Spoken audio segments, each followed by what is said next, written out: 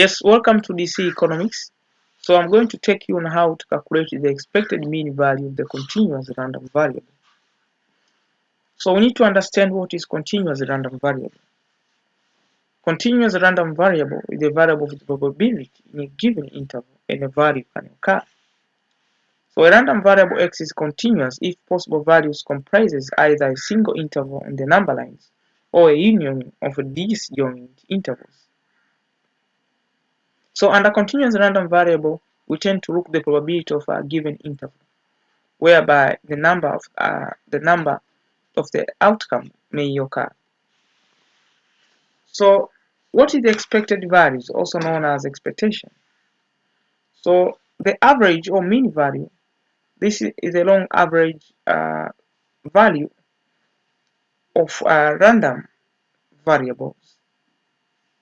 So the average or mean value, this is a long average value for random variables. And it also indicates the probability weighted average for all possible variables. For example, the expectation of x is given by taking out the infinity, negative infinity up to the positive infinity, x times function of x dx. So this is expected value known as in a continuous random variable. So after understanding that, let's look at an example. Given a function gx which is equal to 2x squared plus 1 and the probability of 1 less than x less than or equal to 6. So you're required to find the expected mean value. Solution. So we take out expectation which is equal to negative infinity up to positive infinity, then x times function of x dx. So expectation of x will be given as taking out 1 to 6, those are limited, the numbers of limits from 1 to 6. Then we take out the functions, that is 2x squared plus 1. So we take out expectation of x will be equals to 2 is equal to integral limit 1 to 6, then 2x, then we plus times 1, that will give you 3, then times x. So since we have integrate over there, we plug in the limits. So there we'll be having the 2x squared, 2x cubic, then we plus 1, divide by plus 3 plus 1, limit of 1 up to 6. So the expectation will be equals to, we take out 2 times 2x raised power 4 over 4, limit of 1 up to 6. So let you plug in 6 to the equation. So it will give you 2 times 6 raised power 4 over 4. Then second time, let you plug 4. It will give you 2 plus times 1 brackets raised power 4 over 4. So the expectation of x will be equals to, the expectation mean will be equal to 648 plus 18. That will give you 666. So that is expected mean value for what is known as continuous random variable. Let's look at another example. A person was waiting for a bus and x was given as the time for waiting a bus, and we are provided with the function of x. Function of x limited to 0 less than or equal to x less than 1. We are required to find the expected value of x and the balance of values of x. So what we need to do here, suppose we have the function x that is limit to 0 to less than or equals less than 1 and 1 less than equal less than 2 for the second equation, that is 2 minus x, and the 0 is otherwise. So from our formula, expectation of x is given by negative infinity to limiting of positive infinity, x function of x. So the expectation of x will be equals to the limit of the first equation, that is 0 up to 1. Then we times x dx, then plus the integral of the second equation, that gives you the limit of 1 up to 2. Then x, then times 2 minus x dx.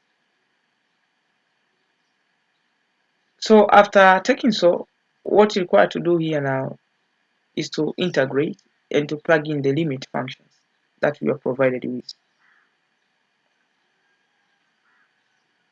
So if we take out now, it will be expectation of x is equal to the integral of x squared dx plus the integral of 1 up to 2.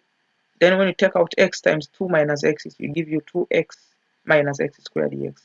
So let you integrate. It will be x2 plus 1 divided by 2 plus 1, limit of 0 plus 1, plus the integral of limit of 2x x squared will be given 2x plus 1, 1 plus 1, plus 1, then minus x, then 2 plus 1 divided by 2 plus 1 under the certain limit of 1 up to 2. So from that case, within the given expectations, we take out expectation of x that will be given that will give you the integral of 0 up to 1 x squared dx plus the integral of limit 1 to 2 2x minus x squared dx. So the expectation of x will be equals to x squared limit of 0 to 1 plus 2x limit of 1 to 2 minus x squared limit of 1 to 2.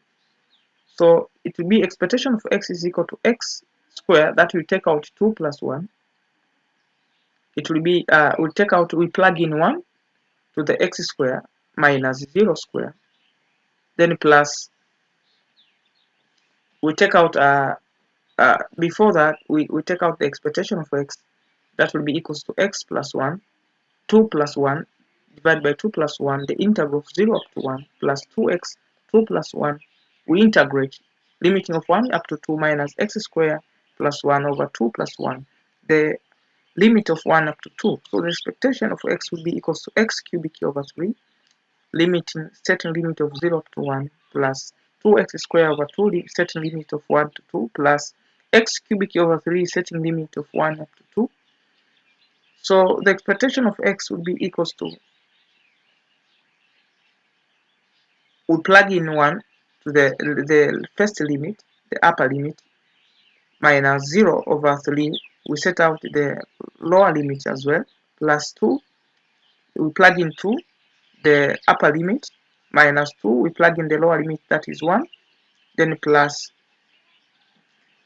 we take out 2, we set out the limit, we plug in the limit, that is 2, minus the lower limit. So the answer of the expectation will be equals to, expectation of x is equal to 1 over 3 plus 2 over 3, that will give you 1.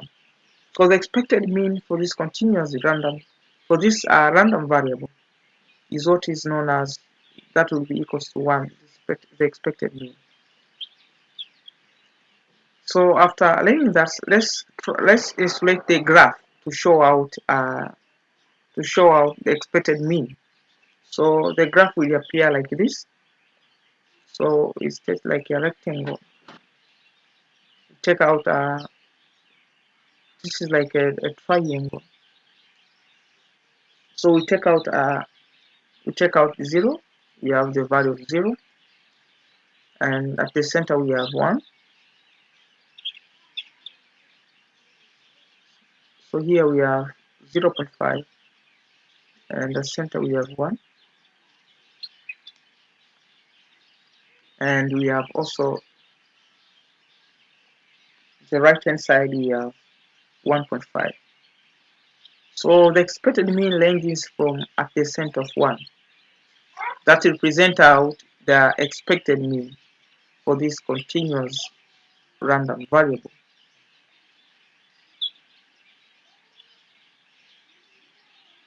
So that point, that arrow over there, 1 represents out the center of a mass of expected mean value of a continuous random value. So the graph will appear like this, as you can observe.